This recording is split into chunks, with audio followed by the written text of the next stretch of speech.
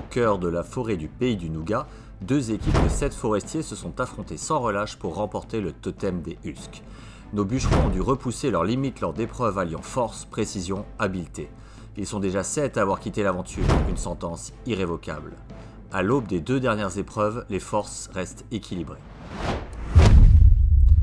L'épreuve d'orientation offrira aux vainqueurs un kit d'outils dernière génération des plus performants. Ce sera un atout de taille pour l'épreuve finale. Les rouges semblent totalement déboussolés.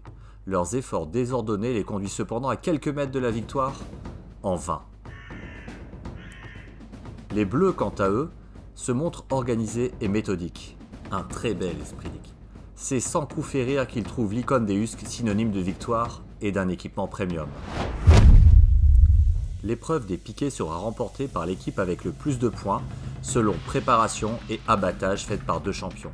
Chez les bleus, les épis semblent être une seconde peau. Chez les rouges, en revanche, c'est une autre paire de manches. La préparation de leurs champions est des plus chaotiques. À présent, rendez-vous sur le chantier.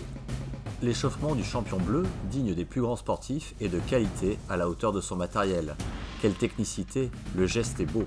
Un combo gagnant pour ce jeune qui, dans le respect de l'environnement, abat son arbre en toute sécurité, droit sur la cible. Chez les rouges, en revanche, les erreurs s'enchaînent. L'équipe de Sylvalanta est prête à intervenir à tout moment. Franchement, les jeux semblent être faits.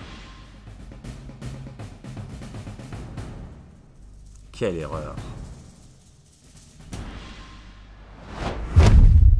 C'est dans nos studios que le jury s'apprête à rendre son verdict lors du conseil final. Une surprise reste toujours possible. La pression est à son comble, les visages sont graves. Qui des bleus ou des rouges va gagner cette nouvelle édition de Sylvalanta? La réponse est sous contrôle d'huissier. C'est une victoire de l'équipe des Bleus. Victoire des Bleus! Une victoire bien méritée, à vrai dire.